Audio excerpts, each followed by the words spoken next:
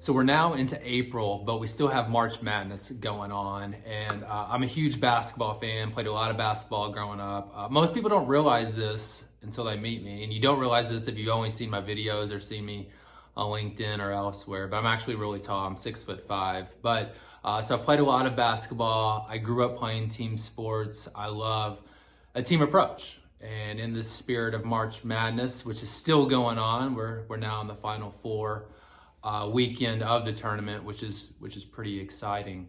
But in the spirit of that, let's talk about a team approach. When I worked in public accounting, I worked with a supervisor who was also a mentor, and she used to always tell me that teamwork makes the dream work, right?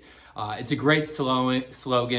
It's catchy. It's kind of funny, right? But it really is the truth. And so from my perspective as a asset protection and tax planning attorney, who do I team with, right? That's the question. And so I team with everybody. There isn't anyone I probably don't team with, right? So obviously the client, there has to be a team atmosphere, a team chemistry between me and the client to really have a successful relationship and put together an estate plan that works, right? So next, who else? So really any any type of advisor that counsels the client. So think about CPAs, financial advisors, other attorneys, right? So depending on what the client's situation is, they may be a business owner, and so they may have corporate or business law attorneys that they work heavily with, and bringing them to the table makes sense as well.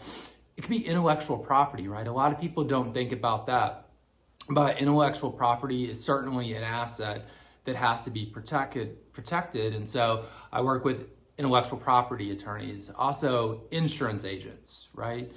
Again, if you're a business owner, maybe we're talking about business succession. There's different types of coaches and counselors, exit strategy consultants to work with. So there really is the entire spectrum of different type of advisors and people out there that I can team with. And the team approach is a proven approach that works.